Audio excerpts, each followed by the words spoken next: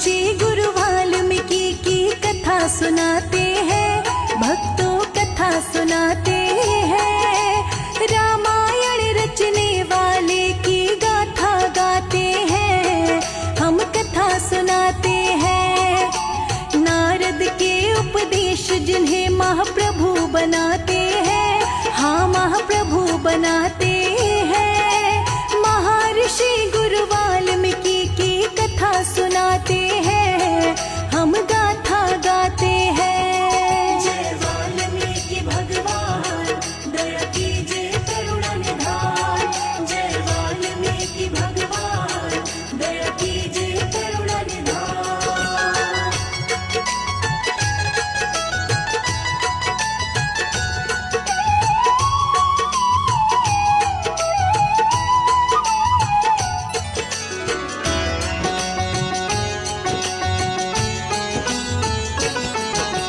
वाल्मीकि का पहले भक्तों रत्नाकर था नाम। जन्म पवित्र ब्राह्मण कुल में, कुल को है प्रणाम। जैसी संगत वैसी रंगत कहता है संसार। वैसी खुशबू आए जैसे पौधा हो फलदार।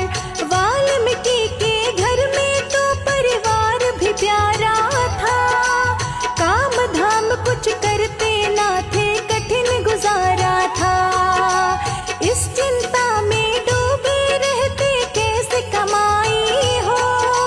घर गृहस्थी में सब चाहिए, बड़ी कठिनाई हो। घर का गुजारा बड़ी मुश्किल से प्रभु चलाते हैं, हाँ प्रभु चलाते हैं। महर्षि गुरु वाल्मीकि की कथा सुनाते हैं, हम गाथा गाते हैं। जय वाल्मीकि भगवान, दया कीजिए करुणा निधान। जय वाल्मीकि भगवान, दया कीजिए करुणा निधान।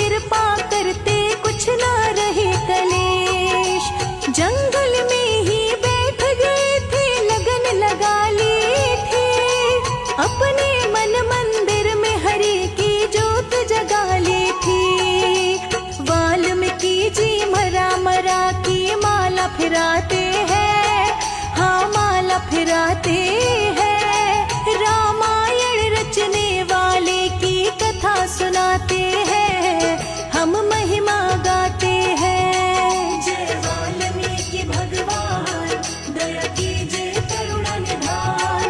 जय वाल्मीकि भगवान, दया कीजिए करुणा निधान।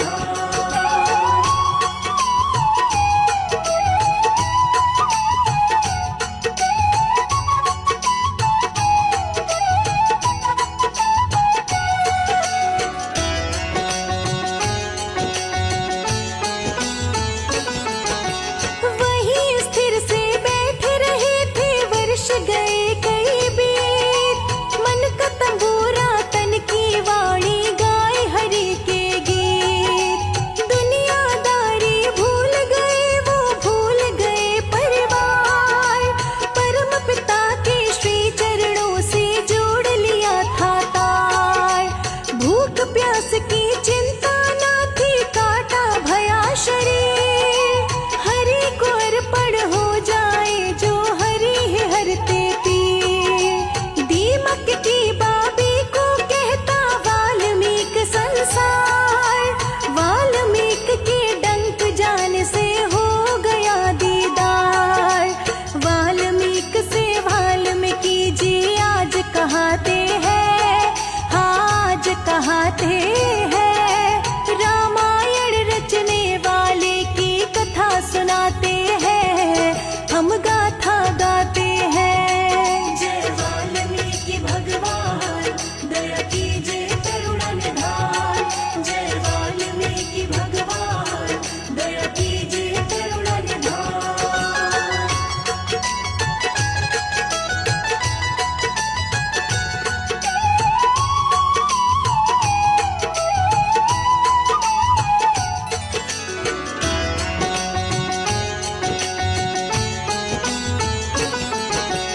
परम पिता को भी प्यारे हैं प्राणी जो अच्छे। राम जपा तो वाल्मीकि जी हो गए सच्चे। घोर तपस्या ऐसी की थी, खुश हुए भगवान। जिन पे भगवन प्रसन्न होते हो जाता कल्याण। मरा मरा कहने से भक्तों रटते गए वो राम। राम करे सो हो जाते हैं अति विकट भी काम। नाम के जाप से वाल्मीकि जी ऐसे भये मगन। ब्रह्मा जी खुद चल कर आए, ऐसी लगी लगन। इसीलिए तो भक्त के वश भगवान बताते हैं, भगवान बताते हैं। रामायण रचने वाले की कथा सुनाते हैं, हम गाथा गाते हैं। जय वाल्मीकि भगवान, दया कीजिए करुणा निधान। जय वाल्मीकि भगवान, दया कीजिए करुणा निधान।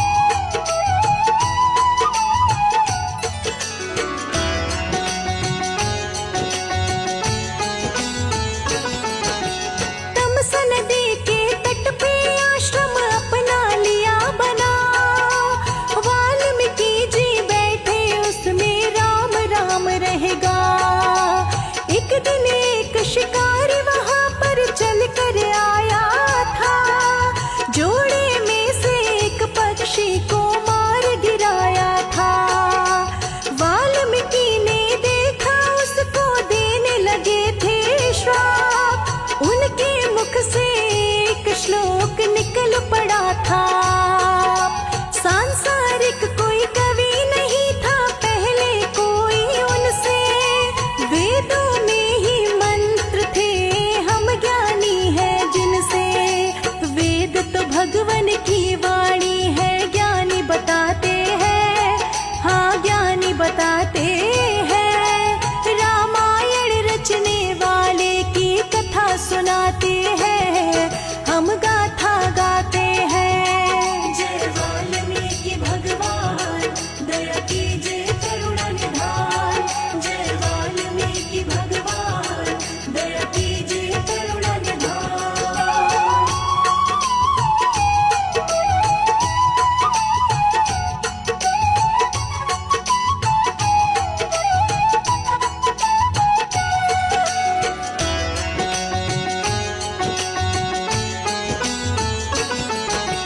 वाल्मीकि ने पहला श्लोक वहाँ बनाया था, नाम प्रभु का आदि कवि तब कहलाया था।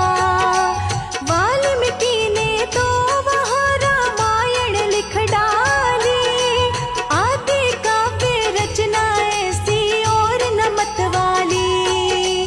वनवास के समय राम जी कुटिया में आए, लव कुश दोनों वहीं पे जन्मे सीता के जाए। लौकिक छंद के आदि कवि वाल्मीकि भगवान, कमल सिंह कर चरण वंदना महिमा बड़ी महान। कहीं कथा में त्रुटि भी हो तो क्षमा भी चाहते हैं, हाँ क्षमा भी चाहते